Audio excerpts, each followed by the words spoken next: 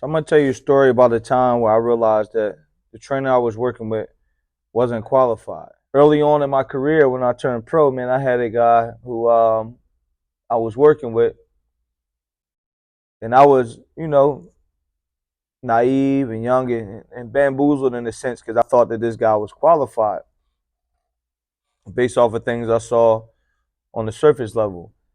But as I got into it and started training with him and started working with him, when we started getting fights and stuff like that, I started to realize like, yo, this dude is not qualified. You know what I'm saying? But I was also loyal to a fault. I'm one of those people. If I'm loyal, I'm loyal. I'm not going to do you dirty, nothing like that. Like, I mean, I'm loyal. But there is a such thing as being loyal to a fault. Um, so I'll take this fight at 147 against Anthony Juice Young. And Juice was physically strong. He's an ex-football player. Just physical, you know what I'm saying? And significantly bigger than me as well, right? I wish I still had the picture because when you see us standing next to each other, it looked like a lightweight versus a welterweight. You know what I'm saying? At the weigh-in. Leading up to the fight, I would have times to be scheduled to meet up with my coach at the gym so we can work, and he wouldn't show up. So I'm just in there working by myself, whatever the case may be. But a couple days before the fight, then he pops up, he shows up. All right, we're gonna do this, we're gonna do that. All right, whatever. We go into it. I weighed in at 143. I show you, I'm not a 147 pounder. I weighed in at 143.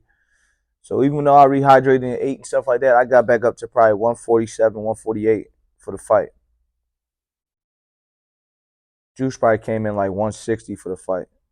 I think he told me he came back in 160 if I ain't mistaken. But anyway, the game plan that this trainer was giving me was such garbage. He was saying, "Go forward, go forward." That's all he kept saying. Go forward, go forward. And I'm sticking to the game plan, but that's not working because Juice is significantly bigger than me. Like, and he knows he's small. I'm not backing up with a smaller man coming forward. That's dead. So we meeting in the middle, and obviously the bigger man a lot of times is gonna get the better of that exchange. And I come back to the corner, same thing. No adjustments. He had no adjustments for me. No adjustments. You just gotta keep going forward, keep going. I'm like, yo, that's not working. You just gotta keep doing. You gotta keep going forward.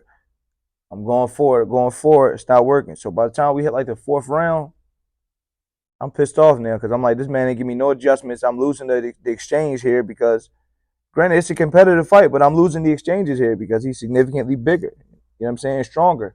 He's holding me, laying on me, tying me up, all kind of stuff. So I'm like, this ain't working, dog. So I think it was like fourth round, come back in the corner and he start kicking that same stuff. You gotta go forward. You guys, yo, man, just give me some water, dog.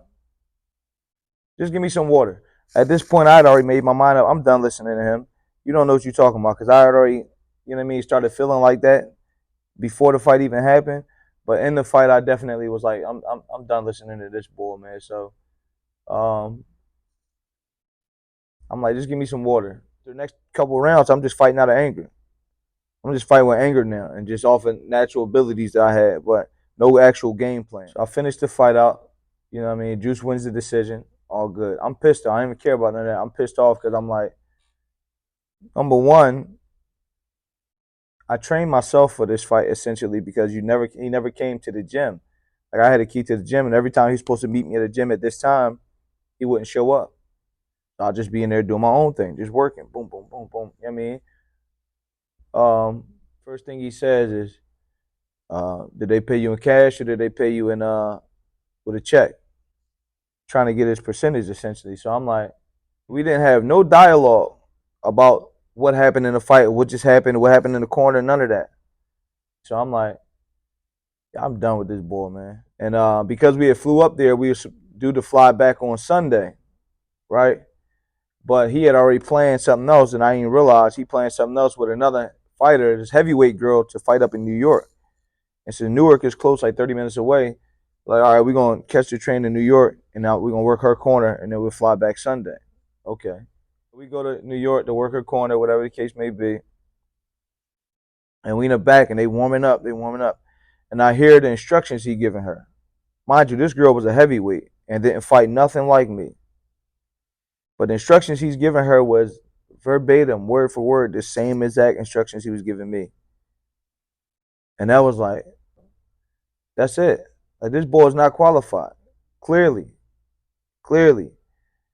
And then so we worked the corner and stuff like that. And I remember after that on the way back, I'm like, yo, I'm done with this boy, man. He don't know what he doing. He not qualified for this.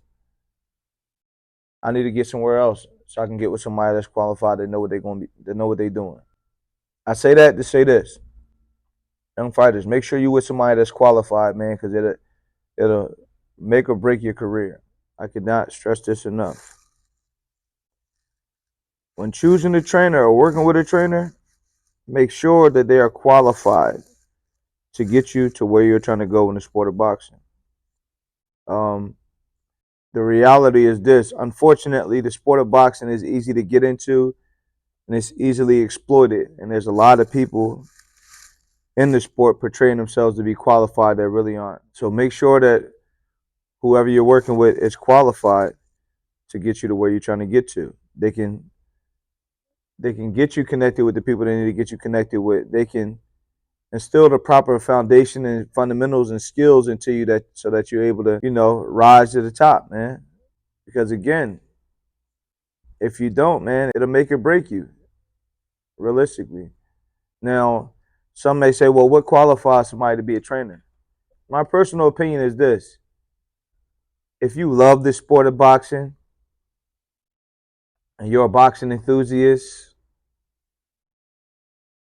and you know all of the stats from the past and these different things about different fighters from the past, that does not make you qualified to be a boxing trainer. And even if you've actually fought, that doesn't automatically qualify you to be a boxing trainer either, because being able to do it doesn't automatically mean that you know how to teach it. There's a lot of people who are just God gifted with the skills that they have, so they're able to do these fantastic things in the ring, but they can't teach it to somebody else. It doesn't translate over into them coaching.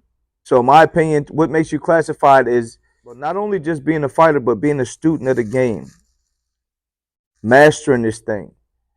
You didn't have to be a world champion, but you had to have a deep understanding of the sport in order to be able to teach it. Or you had to have come up under the tutelage of another trainer who was experienced and had a deep understanding of this game. Um, I mean, granted, there are exceptions to the rule and there are the anomalies, but other than that, no, you're not qualified to do this.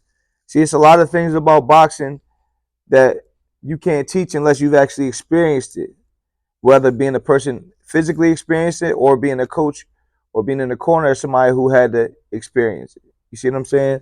So, like, yeah, a lot of people are unqualified, man, but they in these positions as qualified people, and that's dangerous because boxing is a sport where people are putting their life on the line. So to go into a ring unqualified, knowing that somebody's trusting you with their life, is crazy to me. It really is. But people do it all the time, man. So again, at the end of the day, the decision is yours ultimately, but I highly recommend making sure you get with somebody that's qualified if you want to do this thing for real. The person you have or the people you have in your corner will make or break your career. I guarantee it.